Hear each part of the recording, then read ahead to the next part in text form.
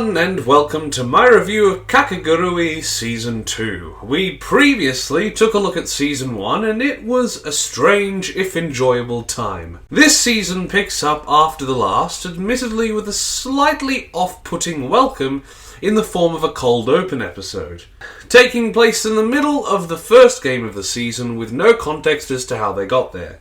But this season does fit well with the last, transitioning into a new story arc, and doing well to integrate plot points not used in Season 1 into this new context.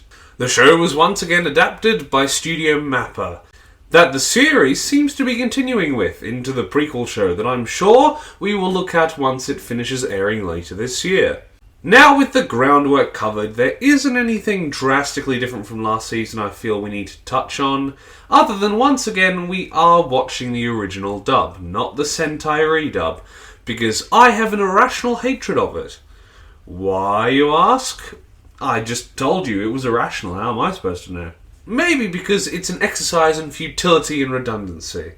Whatever, let's just get to the characters. We have a lot more to go through this time, so we better start now. Yumiko is once again played by Erika Harlacher, and I found her to be better here than last season. This might just be because of her getting more comfortable in the role after a season, but I felt far more emotion from her, and that her craziness and unique attitude were better cemented here, such as in her disgust of Midari, or how she treats the Tower of Doors gamble. Last time I felt like she could be a little flat while playing the innocent side of her personality, but here, it just felt natural. Ryota is played again by Griffin Burns, and... oh god. He was better than last time, but still kinda sucks. He gets so much more to work with here, like him being bolder after the Tower gamble, or his trust of his friends in Nim Type 0. But just when I'm getting invested in his emotions, Griffin Burns' voice just doesn't convey that those are his true feelings to me. The writing for him may also be quite plain and simple, but for me it really is the line delivery that stops me from becoming invested here. Kira Buckland returns as Mary Saotome, and is as good as she was last season. The performance is still good and her character keeps her progression, and it pays off when it comes to how she interacts with Ririka Momobami. But we'll get to her later. Personally, I was more invested in her character than before. It coming off as strong, but completely earns her position as a smart and calculating protagonist. Itsuki returns this season, still played by Erica Mendez, and gets some good material here. Her interactions with Kaede, trying to get his passion back, work well, as does having her as the protagonist from point of view of the greater good gamble. Although apart from that, I don't have much to say about her. We pop in to see her progress in the election every now and then, but that focus almost disappears after the outer gamble of the greater good game. Yuriko Nishiotoin was reprised by Christina V, and was certainly here. This season, she loses, and then gets an appearance at the auction gamble, so don't have anything to say about her here. It seems to be a growing trend that our characters from last season pop in to do one thing, and then kind of disappear. But I did notice that, like last season, I think I can hear Christina V playing background characters again, which is nice.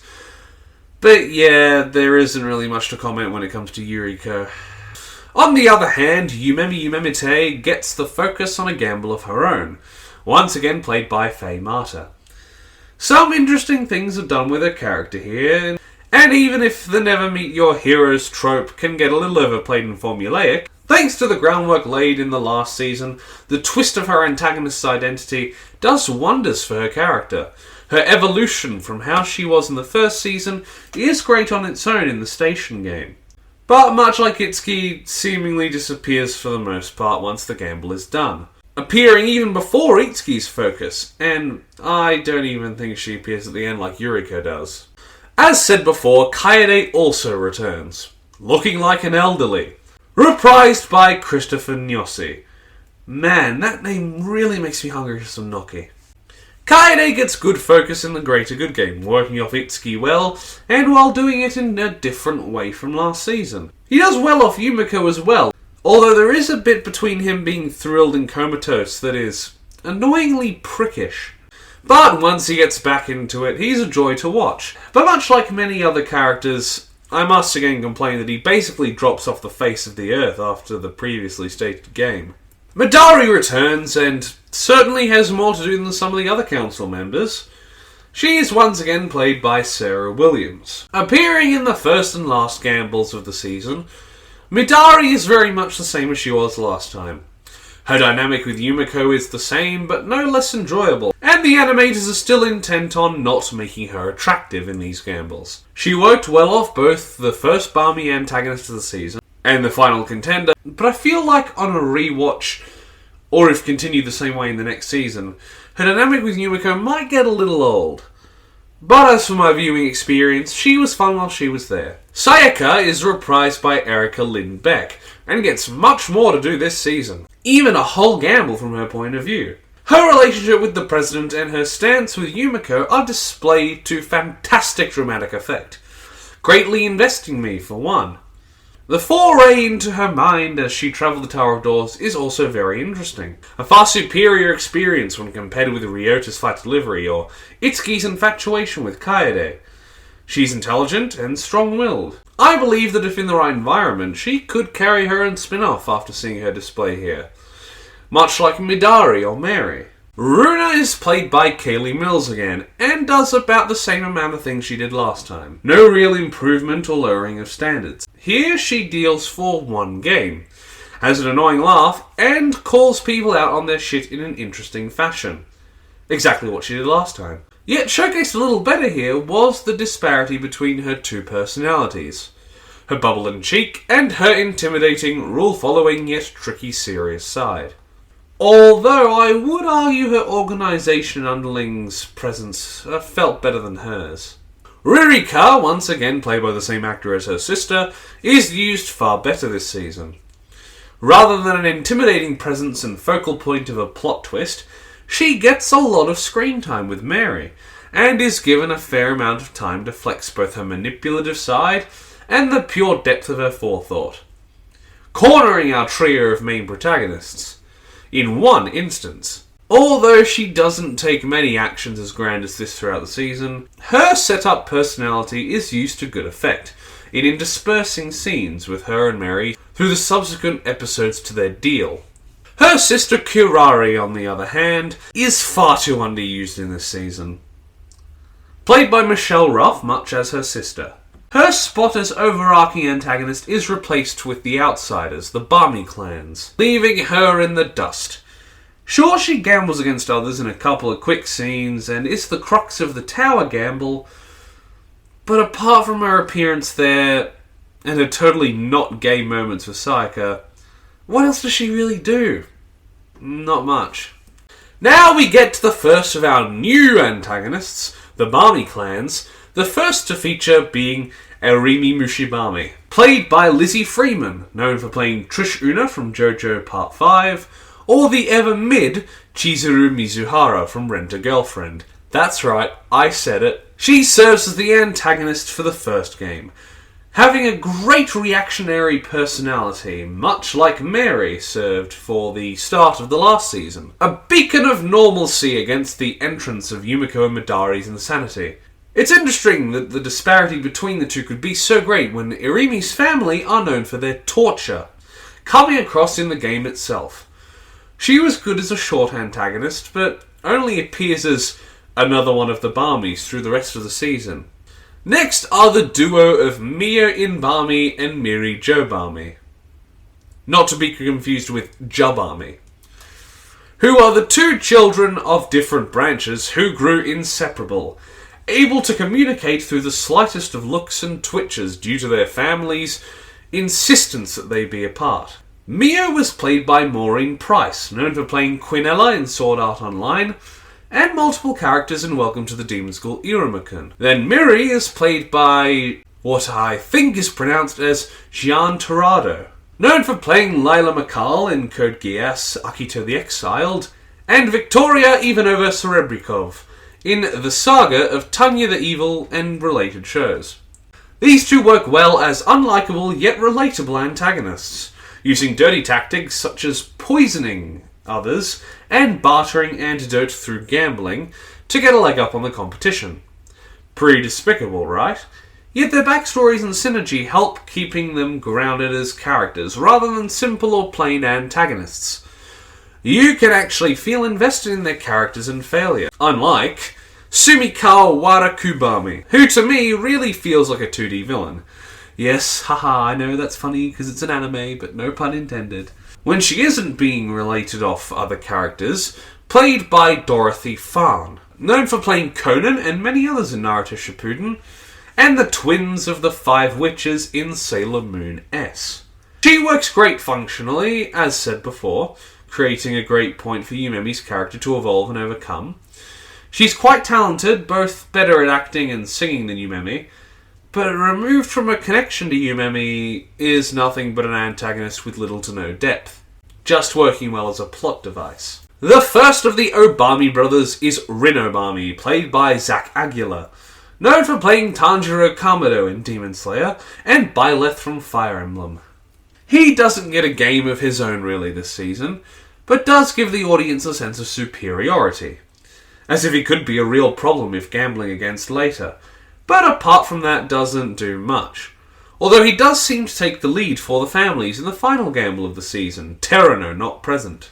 Rin's brother Ibara Obami was played by Joe Zager, known for many voices in VeggieTales of all things, and Kazutora Hanamiya in Tokyo Revengers. He got more screen time than his brother, taking part in the greater good game, but honestly he wasn't that interesting to me.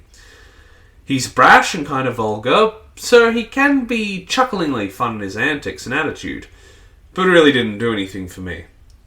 Nothing negative, but not much positive either. Miroslava Honebami is the half-Russian member of the Honebami family. The family of cleaning, if you know what I mean, and is played by Allegra Clark, known as Kyla Yoshinaga in Be the Beginning, and many other voices in Seven Deadly Sins. Much like Ibara, apart from short appearances, she's only prominently featured in the Greater Good game, as the family's appearance in the final game are cursory at best. She is a stoic yet tough character, but we do see some heart from her in moments of respect, which I found quite emotive. Nozomi Komabami was played by Gian Tirado, who voices Miri in Nozomi, and Nozomi has a dog? Yeah, that's all I really remember about her, because she is basically only present in the last 4 minutes of the season. Seriously, even though she does appear, she does nothing. If you replaced her with a carrot, I'm sure no one would notice. Except maybe the people wondering, why is there a carrot in my anime? Similar to Nozomi's conundrum is Yumi Totobami, played by Karina Boettger, known for playing Paimon in Genshin Impact and Tatsumaki in One Punch Man. She has more screen time than Nozomi, as she is always around her sister, who gets built up as a major antagonist. Yumi has around 5 lines, maybe? Let's just get to Terano. Terano Totobami also does frighteningly little for one of our main antagonists. She does more than a lot of others, such as financing some bets, having fun conversations with the other Barmies, and betting for more votes, and does it all with 2 less functioning limbs than the others, but is overshadowed by our last character when it comes to the antagonistic characters. Terano was played by Jennifer Lossie, known for Ganyu in Genshin Impact, and some characters in Psychonauts too. Finally, we have our season's overarching antagonist, Rei Batsubami, played by Layla Burzins, known for Sophia Falcone in the Long Halloween films, and Zhao, or Xiao? I don't know Chinese very well, from Genshin Impact, which is weird because I spent about 3 years doing that course in high school. Rei works pretty well as an antagonist here. She, or he as we are given context to believe at the beginning, is a sort of twist, has connections to Yumiko, and is seen throughout the season, put down by the other families, working as their butler, but also putting the moves on some house pets, and some girls to nauseating degrees. Her personality is constantly filtered, only coming out at key times, such as when confronting Yumiko for her attitude, and has a great history with her, Yumiko's hospitalized sister being the only family member that showed Rei kindness, only to have herself lost in a gamble, losing her sanity, leaving Yumiko to pay the almost comatose woman's hospital fees. This gives Rei great cause as an antagonist, so when she is beaten and given her independence back, it really affects the audience, as the show has done wonders to get you invested in her character through the season. Something a lot of the Barmies really needed as characters. And I'm pretty sure she's the only one of the Barmies to get an arc and payoff. Now let's have a quick overview of the story. So, this season picks up after the terror gamble, where Kirari in her infinite wisdom decided, fuck it, school is boring, and decided to start an election, where every student getting one vote chip to gamble with, and the person with the most vote chips by the end becoming the student council president. But due to the prestigious position and what Kirari had turned it into, should another member of the Barmy families get the position, it's now the same as becoming the head of the other families. So the other families send their descendants of school age to come and take the position from Kirari. Which was a good choice, because all of them, Toronto the most, fucking hate Kirari. Our main characters also get involved in the gambles. Yumiko and Ryota star in a couple games, Mary is strong-armed by the vice pres into an alliance, and one by one the new students star in gambles until the final 2 games. The first being a personal vendetta between Saiko and Yumiko, and even though it interrupts the election process, doesn't feel out of place. Then Rei, who we had seen through the season, hosts a big auction gamble, only to be forced into submission and character development by an insane Yumiko. Now that's the main outline, but let's get to the meat of the season, the gambles. First is the guillotine game between Arimi, Yumiko and Midari. The game itself is a great idea, and is used to its fullest potential as a vehicle for our 3 characters. The mind games they play are done excellently as well. The trickery of whether the guillotine is actually primed does well to get us invested in Irimi in the short time she's there. Midari's final fuck-up causing Yumiko to scorn her was a great idea as well. Sure, it could be a little uncomfortable when the camera gets a bit too close to Midari or Yumiko's faces, but the ending between Arimi and Yumiko was a nice scene, in contrast. The next game is Nim Type 0, between Yumiko, Ryota, Mio, Miri, and once Yumiko is poisoned, Mary. The game pre-Mary isn't that interesting, but once that passes, the interactions between Mio and Miri and Ryota's whole turn about trusting Mary were great. The whole poisoning could feel a little over the top now and then, but on the whole it worked quite well. Runa also got a bit of spotlight in this gamble, that was quite interesting. Not to mention the game itself is a great idea. I have some of the cards in real life myself. Running in the middle of the Nim Type 0 game was a win-win game where Ririka attempted to strong-arm Mary into taking her votes and working together. It's quite simple and short, but the character work here was quite interesting and engaging to watch. At least enough to give it its own spot in the gambles section of this video.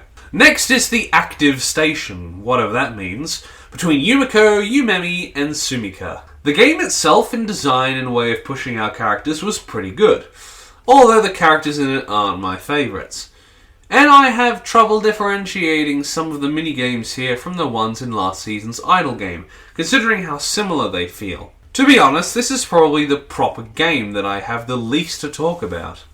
The next is the Greater Good game. Sponsored by Terano, played by Yumiko, Miroslava, Ibarra, Kaede, and from the point of view of Itsuki. This one surpassed our last game, Active Station, by having our characters not only do more, but relate off each other well. The point of view from Itsuki's perspective being a really good touch, especially with the twist. Meaning that even though we thought we could trust her wholly as a main character of the arc, but in actuality she had lost her winnings before the game began, just to get Kaede back on his game. The game itself is quite interesting, feeling like a step above a lot of the other games that had been previously played, using far more thinking and strategy when relating to the people around you, than the straight mind games seen in previous card games, for example. along with our next game that uses far more mathematical thinking. Speaking of said game, the penultimate gamble of the season is the Tower of Doors, built by Kirari and played in by Yumiko and Sayaka. This one is probably my favourite game of the season, not just for the sheer craziness on scale and design, but for the personal stakes in both the display and deeper look we get into Sayaka as a character, using Yumiko and Kirari's strange relationship as an antagonistic instigator for the gamble, as Sayaka's almost jealousy takes hold.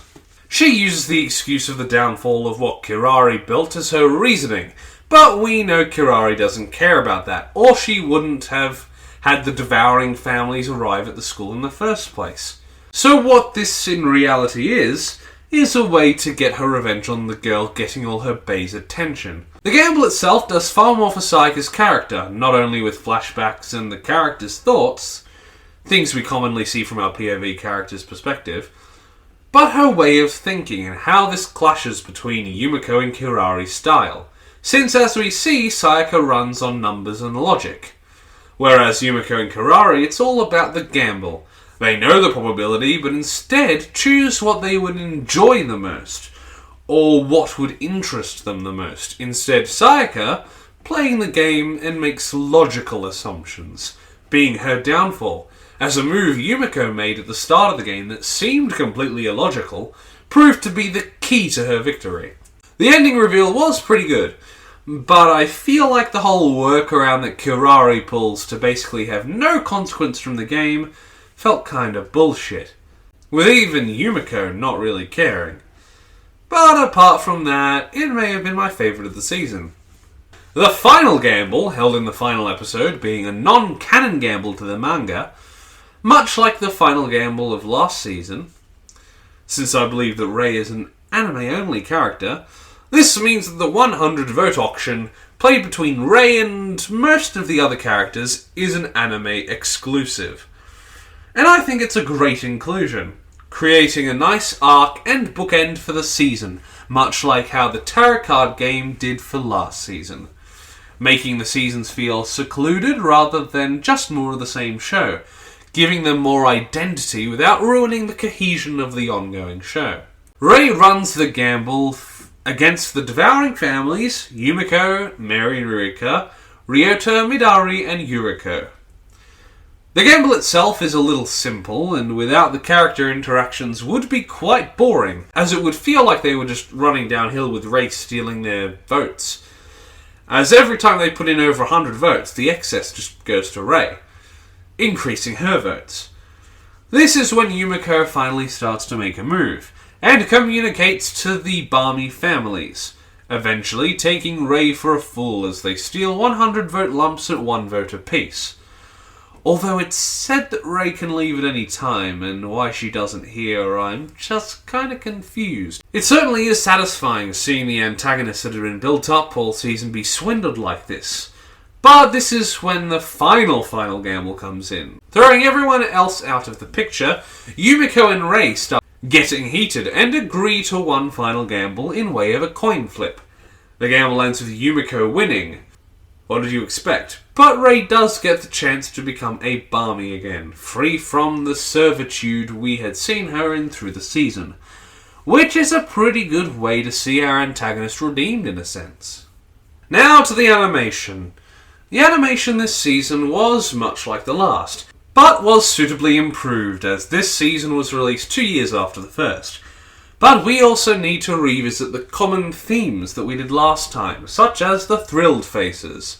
We see far less of them this season, not many of the villains even getting them.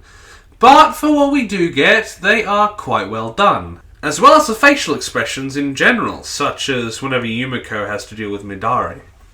Another detail in the animation I thought was interesting was liquid getting on the non-existent camera lens when our characters get excited. Yeah, let's go with that. Even if implausible and a little ridiculous. But it does do well to engross the audience in the scene, and add more involvement between the audience and world, by seeing the droplets as if it were on a real camera. It just adds that little bit of realism to connect better, although it is a bit disgusting. There are also other details with eyes like last season. They are well drawn and change along with facial expressions. A good example being Ray's seemingly male and female forms. Her eyes are becoming more detailed and coloured, but being pale and undefined when trapped or enslaved in her male persona. Makes her look a little creepy flirting with all the women. There are quite a few songs on the OST this time around, and also a lot of returning songs that serve their same purpose as last season. So let's see if we can't find one or two new tracks that stand out. First is the theme of the Momobami clan, which does quite well in its tone to set up the threat and mystery that they are, with its harsh tones and heavy beat. I'd even give it a listen out of context of the show, and it's a quite pleasant listen, being used to introduce the Bami clan, I believe. A few tracks such as Kakegurui, Bewitching Madness, and A Flowering Snake carry the XX moniker with them. I think these are rearrangement tracks from last season. Kakegurui XX having a different feeling with its almost shrill piano, but seemingly carrying the same progression as Kakegurui from last season. Fitting, as the subtitle for this season isn't Kakegurui Season 2 or Kakegurui 2, but Kakegurui XX, implying the first season was Kakegurui X. Or the third season would be Kakegurui XXX, which would be something completely different. Once again this season, we get songs sung in the show. Sumika singing Amazing Grace quite well. So well, in fact, she beats Yumemi in what is essentially one of Yumemi's fans. Whereas Yumemi and Yumiko's song, we don't really see it, so we don't get the revival of... What was their band name again? Oh, that's right. The Dreaming Creaming Sisters. But yeah, there's nothing wrong with that. Now, finally, let's get to the rankings. First is the best boy. Well, I can tell you who it's not. Kaede, Rin, Ibara. Yeah, no. Ray? It was only cross-dressing. Well, I guess we will have to give it to Ryota. He does get less to do here than last season, but he does get to continue down his last character arc, even if the focus goes back to Yumiko and Ray at the end. The best girl, on the other hand, has too many candidates, but I suppose it will have to, much like the last award, go back to our previous winner, Mary. Yumiko is still her special brand of crazy that feels like a train crash. The council do diddly squat in this season as a whole, and the Barmies don't get enough time apart from Ray.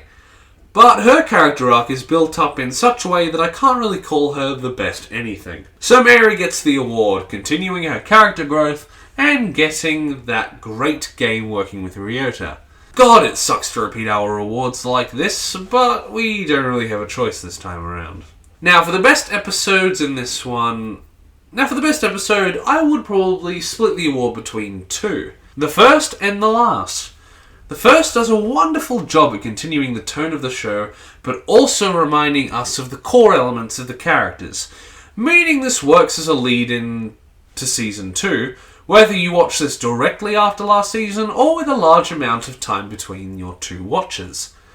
The final episode was also very good due to the sheer payoff of the characters' interactions, giving the season a satisfying end even though the election had not concluded, which kind of pisses me off from an arc perspective.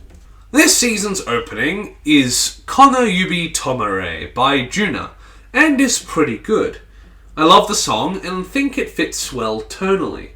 The imagery throughout it does well to display our characters and show the topic of gambling, but are also more straightforward than the imagery that we saw in the last opening.